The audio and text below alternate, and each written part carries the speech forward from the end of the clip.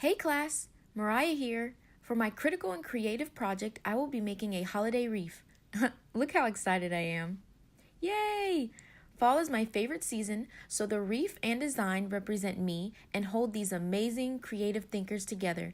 Here are the tools I will be using to make this beautiful project. Let's get started!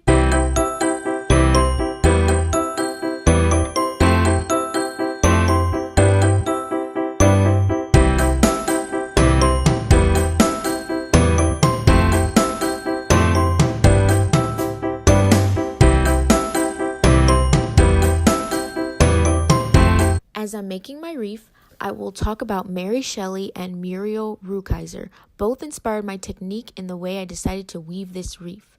Let's start with Mary Shelley. She is acclaimed for her novel Frankenstein. Mary Shelley, born on the 30th of August, 1797, in Somerstown in London. She was an intuitive child and used writing as an outlet for her creativity. She said, "As a child, I scribbled, and my favorite pastime during the hours given me for recreation was to write stories." In spite of the fact that Mary Shelley had an unfortunate youth and no education, she conquered her own tragedies, like losing her mother at a young age, and became an outstanding essayist and writer. She started to compose at 16 years old when she wed her first spouse, Percy Shelley. She was said to have a great ability to put thoughts into action, and there is no weight when she sets her mind on something. Where others tend to think or dream, Mary already takes action while radiating energy, enthusiasm, and livelihood. I connect with Miss Shelley in the sense of how we perceive horror. I've also been through a tough loss. It's a part of life, but I often wonder what lays beyond life. When I lost my cousin in a car accident at 18 years old, I held on to things we loved together. We both loved Frankenstein and other horror stories in general. I also loved Miss Shelley's perseverance of defending her work because people thought she was not capable because she was a woman. They insisted a woman could not write a novel of such great magnitude. Now, let's chat about Muriel Rukeyser. She was born on December 15th, 1913, in New York. She went to Kaiser School and Columbia University. Her poetry is inspired by life experiences like the Spain Civil War and the West Virginia scaffold disaster. Her personality was very outspoken. One of her exceptional attributes as an author was her propensity to extend her identity into her topics. As a youngster, she disclosed to her dad that she needed to be somebody like Joan of Circular Segment. She didn't trust that a writer should live in an ivory tower creating craftsmanship for the well-being of art, however, ought to be effectively engaged with noble motivations. I am a similar route in that I comprehend utilizing our interest and blessings to advance what we have confidence in. We utilize our blessings to motivate others to do awesome things and to begin contemplating how we can improve the world to be a better place. Now, both women, just discussed, are a major contribution to the Creative Thinkers book and to my wreath. Hey, I'm going to explain how I make the wooden ornament pictures for my wreath of each creative thinker. Yes, that is parchment paper, but I'm only using it as a medium. It's not in the final product or anything, so don't kill me. I'm just showing you all the process of how I make this, okay? Thanks.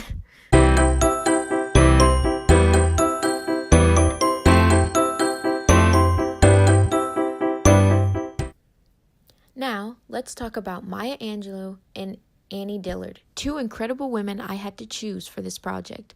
While I'm making their wooden ornaments, I'll talk about each woman individually. Maya Angelou was born in St. Louis, Missouri on the 4th of April, 1928. Maya had a tempestuous youth, yet she could retell her encounters with incredible power and impact in her books and poems. Maya Angelou was a born leader with drive and determination, with little education. Insisting on her right to make up her own mind, she demands freedom of thought and action and does not let anything or anyone stand in her way once she is committed to her goal. While working in Cairo, she was married to a South African man. When she returned to the U.S. in the 60s, she participated in the civil rights movements. She was the voice for many speaking against racial injustice. She was not shy or timid at all. In comparison to me, I'm the exact same way. I always stand up for whatever I believe in. I chose Maya Angelou because she's such an inspiration to me. Her ability to have faith is so honorable. We are both quite adaptable and find it easy to fit into most social setups and vocational fields. Learning to be wisely assertive is a major lesson to be taken away by Maya Angelou throughout her life. Now, let's talk about Annie Dillard, who has inspired me since high school. Annie Dillard has been considered a major voice in American literature. She was born in Pittsburgh, Pennsylvania in 1945 and attained her BA and MA in English. Dillard went to the Presbyterian Church and to the Ellis School in Pittsburgh, and she spent 4 summers at the Presbyterian. We sang Baptist songs, this is a quote, and had a great time, she recalls. It gave me a taste for abstract thought. Dillard builds a vision of the way things are. Often as not, she builds the world perceived by a narrative testimony and not by analysis, by narrative symbol and not by argument. Miss Dillard had many works, but the one I found most interesting was Holy the Firm, which had 3 parts: creation, fall, and redemption.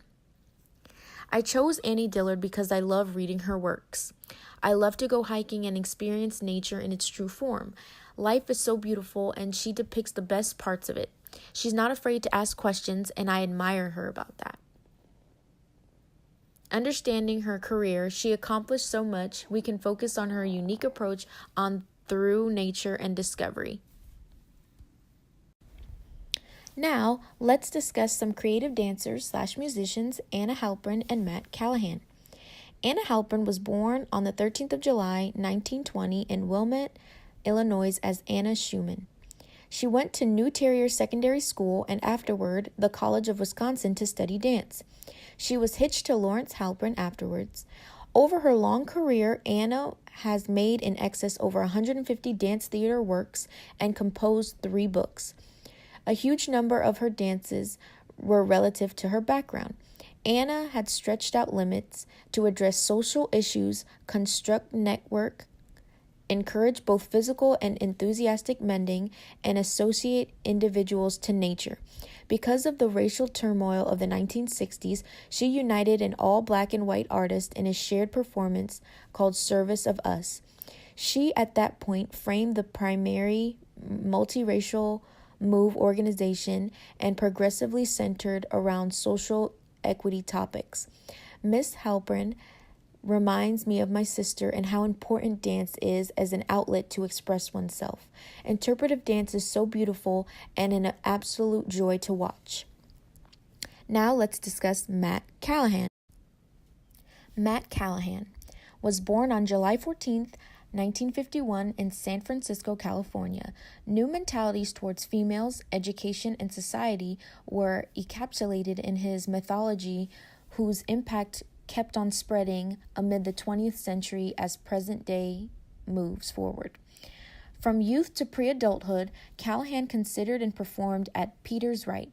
His last move execution was in Charles Widman's Christmas Oratorio exhibition on the sacrificial stone of recently finished Beauty Church building in San Francisco in 1965.